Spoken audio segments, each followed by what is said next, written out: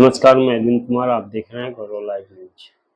जिसकी जितनी संख्या भारी उसकी उतनी हिस्सेदारी, ये नारा जो है बहुजन समाज के लोग खूब लगाते हैं।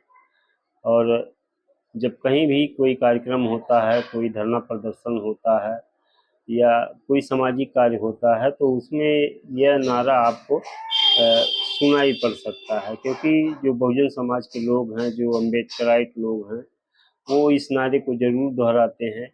ये नारा उनको डॉक्टर बाबा साहब अम्बेडकर ने दिया है। डॉक्टर बाबा साहब अम्बेडकर ने कहा था कि जिसकी जितनी संख्या है उसी के अनुपात में उसके हिस्सेदारी संविधान के माध्यम से उसको होनी चाहिए। और उन्होंने संविधान के माध्यम से सभी को ये हक अधिकार दिया कि जितनी जिसकी संख्या है उसके अनुपात में उसको देश के साधन संसाधन में उसका हक अधिकार बनता है। पूरे देश में कई ऐसे संस्थान हैं जहां अभी तक Bahujan Samaj, SC ST OBC को उनका हक अधिकार नहीं मिला है। अगर आप देखें तो सुप्रीम कोर्ट में आज भी कोलोजियम सिस्टम से जजों की नियुक्ति होती है। जज का बेटा जज होता है और वहाँ जो है किसी तरीके की प्रतियोगिता नहीं होती है। वहाँ वंशवाद और जातिवाद आज़ादी के बाद से अभी तक चला आ रहा है। सोशल मीडिया पे इसको लेकर सुप्रीम कोर्ट के जजों की नियुक्ति को लेकर इस समय काफ़ी चर्चा हो रही है। लोग अपनी प्रतिक्रिया दे रहे हैं कि सुप्रीम कोर्ट के जो जज हैं उनकी जो नियुक्ति हो वो परीक्षा के माध्यम से हो। उस नियुक्ति में जो है कड़े से कड़े परीक्षा हो, जिससे वहाँ योग्य व्यक्ति पहुँचे और न्याय दे। क्योंकि जिस तरह से SC ST के मामले में सुप्रीम कोर्ट ने अपना फैसला दिया है, उससे बहुजन समाज के लोग काफ़ी नाराज हैं। बहुजन समाज के लोग कह रहे हैं कि जो सुप्रीम कोर्ट के जज हैं वो जाति पूर्वक गरह से ग्रसित हैं।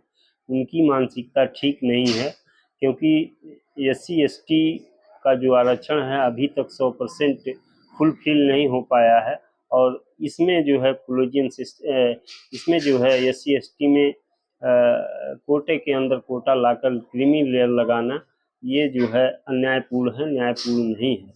और वहीं देश में जो पिछड़े वर्ग की आबादी है, इस देश में लगभग 65% के ऊपर है।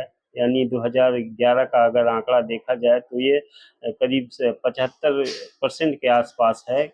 2011 का आंकड़ा अभी फिलहाल पब्लिश नहीं किया गया है सरकार की तरफ से, लेकिन ऐसा अनुमान लगाया जा रहा है कि इस देश में जो पिछड़े वर्ग की संख्या है वो 70% के ऊपर ही होगी, मान के चलिए।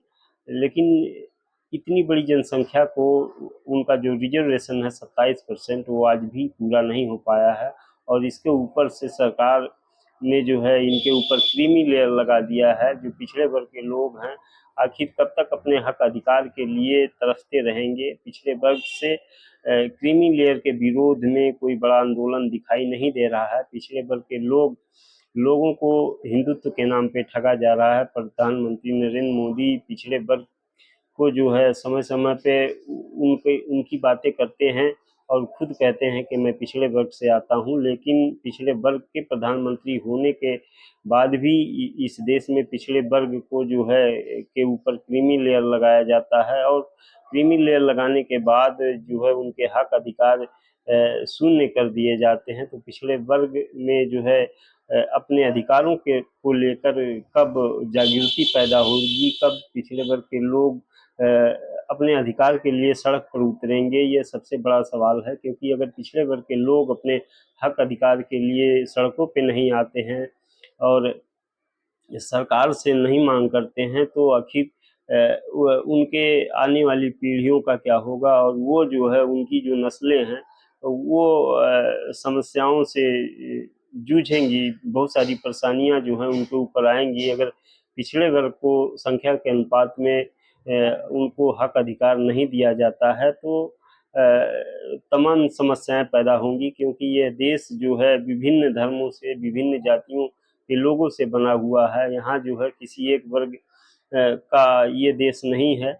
और इस देश में संविधान कहता है कि सबको बराबरी का हक अधिकार है। देश के सारे साधन संसाधन में सबको बराबरी का हक है, लेकिन पिछड़े वर्ग को आज तक जो है उनका जो आरक्षण है वो पूरा नहीं हो पाया है। इसके बाद भी उनके ऊपर क्रीमी लेयर लगाया है। पिछड़े वर्ग में तमाम नेता हैं, लेकिन ये नेता जो है पिछड़े वर्ग के अधिकार के मामले में शून्य दिखाई नजर आते हैं, क्योंकि पिछड़े वर्ग